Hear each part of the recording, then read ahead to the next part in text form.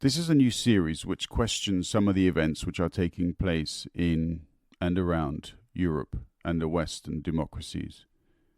I'm going to look at questions of why the right dislikes something. I want to explore some of the themes that repeat in various ways here and there. I want to look at how, in my opinion, these views distort what is and what has been to justify views that, for me, are unacceptable. To that end, if anyone has any ideas, I'd love to hear them. Feel free to get in touch and let's talk about it. It is often the case that an innocent life has to be taken for society to stop hating and to take stock of its behavior and what it really wants to achieve. We are so far past that I cannot possibly explain. Thousands of innocents have been murdered. Thousands have been attacked, abused, insulted, ridiculed, and disrespected. Yet society continues to march forth, undeterred, unaware, unrepentant. The scenes that have unfolded in recent days in the UK, the voting inclinations of people across the Western democracies, the decline of the quintessential politician in those same lands, regardless of the failings of previous generations, have led many countries to crisis points. Intolerance is off the charts. Hate speech spreads like wildfire. Toxic media is fueling the flames, and inept politicians are leading the charge against humanity with ever increasing ferocity. When we should be focusing on addressing climate change, society has been guided towards implosion. If in Rome it was bread and games, in modern society it's migration and poverty, because we already take fast food and football for granted. This episode contains things I've learned from experience, by listening to people, by reading, by observing, and by thinking about what is happening. I'm not a voice for any community. I've sat on this episode for some time because I didn't feel putting it out there was appropriate before. Now I believe it is necessary. It's time society began to look to itself again, to rebuild the trust among ourselves. Our leaders have deserted their posts. We are floating, unpiloted, on a poisonous sea, and only by bringing our rafts together will we make it safely back to land. Be the change you want to see in the world, said Mahatma Gandhi. Two on the mic, clocking out.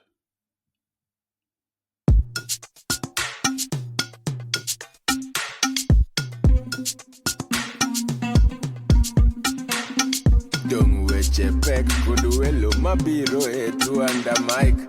Dung parodit kod jok mawuoye tu under mic.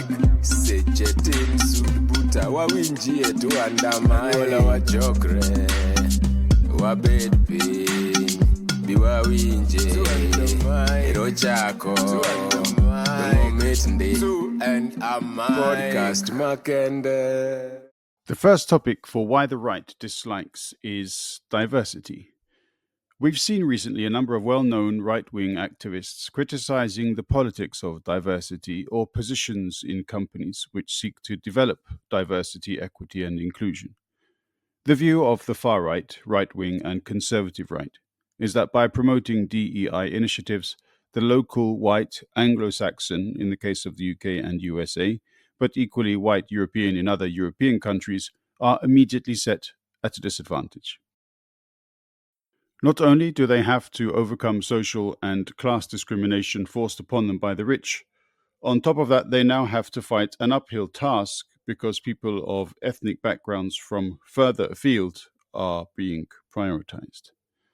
Across the right in general, this view applies to people of darker skin regardless of whether their families have lived in the UK for 3 generations, and in the case of men, it applies to women with dark skin because this way the men have 2 hurdles to overcome: gender and race. I'm not going to quote statistics to anyone because we all know how statistics can be misinterpreted and manipulated. Instead, I'm going to address a different metric, that of lived experiences. Is it possible that a white man, educated and well prepared for an interview, has lost a job to a woman with dark skin who may have been slightly less qualified than he? Yes, it is possible. Is it possible that a very qualified black woman has not been hired to do a job that was seemingly made for her, and instead a white male has been hired because he was considered to be a better fit for the organization? Very possible.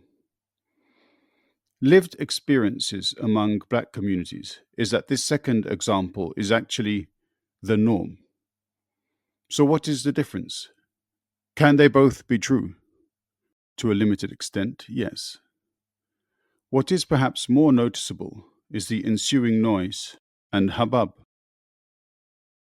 When this happens to someone from the black community, the candidate in question accepts the decision, smiles, and walks away, in exactly the same way a million other black people have done. When a family member sees their despondence, they automatically know why. A wise smile and a nod follows. This is a culturally shared and commonly experienced event.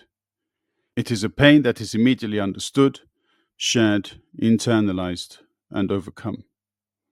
It doesn't turn to hate like it could, like it would under different circumstances, because it is not a new pain. This is a deep pain that the wisdom of 100 generations pours out through young eyes. It is transgenerational. It is cultural. It is a reflex mechanism. The next day, that candidate will rise and try again, because that, too, is a cultural trait. It is likely that the white candidate who was overlooked for the position he sought will also approach the situation with this level of magnanimity. But his example will be put to use by some. It will be turned into a poster or a banner or a chant. It will be made to seem like the norm. It will claim that white men across the country are being rejected, ignored, and targeted by greedy women who are only after power for themselves. The question I ask is this: who is it who truly benefits from this? By setting important factions within society against one another, by ensuring that white men are at loggerheads with ethnic communities, that white women are against black women, that men and women are at each other, that women and non-binary people are set against one another. Who benefits? When I hear gangs of racist people chanting that this or that community is destroying white culture, or taking white people's jobs, are ruining the fabric of white society, I recall the histories of these varied people. I know far-right groups refuse to look objectively at history, and those who do only grudgingly accept the small transgressions perpetrated by colonizers, in comparison to the huge benefits they installed, such as infrastructure, education, government, etc. I rage internally having to read these words because I'm well aware of the horrors European powers subjected other peoples to. Yet to history we have to look when considering the makeup of today's world. Cultures cross generations. That's basically how a culture develops. There is a concept of nationhood because over generations that identity was forged. It was forged in 1,000 ways that most people no longer realize. So why, when protecting the cultures of Western nations, it is acceptable to talk about history, yet when other cultures talk about history to justify certain views, some Westerners refuse to accept historical facts as an acceptable reason, being somewhat suspicious of repetitive discriminatory behavior. There are 2 points to this episode that exist on different layers. If we are to understand society, we need to think beyond our own two-dimensional views. The right dislikes diversity because it directly contravenes the political position that places white people and culture on top of the pyramid of importance. If whiteness were to be separated from supremacy, it would be overawed by the multitude of diversity, diverse peoples, diverse customs, and diverse cultures. This is the simplistic and superficial reason behind low-level racism. The second, more intricate level is the way within a given society, specific divisions are thrust against one another to ensure that raging masses can never help the other to slowly climb up and out of the well of deprivation. When diverse groups, women, ethnic minorities, the poor, LGBTQ, the young, the hippies, whoever come together to bring about social change, they represent such a force that no established power can stop them. Movements like these are labeled. They are called extremists. They are called communists. Some idiots on the right have even started to believe the crappy propaganda of fools like Rees-Mogg that socialism is a danger. Socialism. The party that established the NHS, the welfare state, and which created the unionist movement that fought for the rights of workers enjoyed by capitalists everywhere in the Western world. That socialism? So this is the slightly more intricate level. This is the battle being fought silently within and between these groups. It is the battle to silence dissension. It is the battle to force left-wing politics into the center and then on towards the right, so that whoever comes into power will run a neoliberal agenda.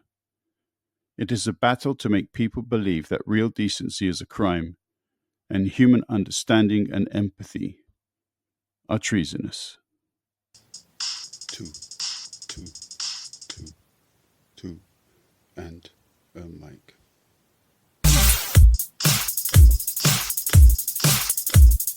Two, and a mic. Two.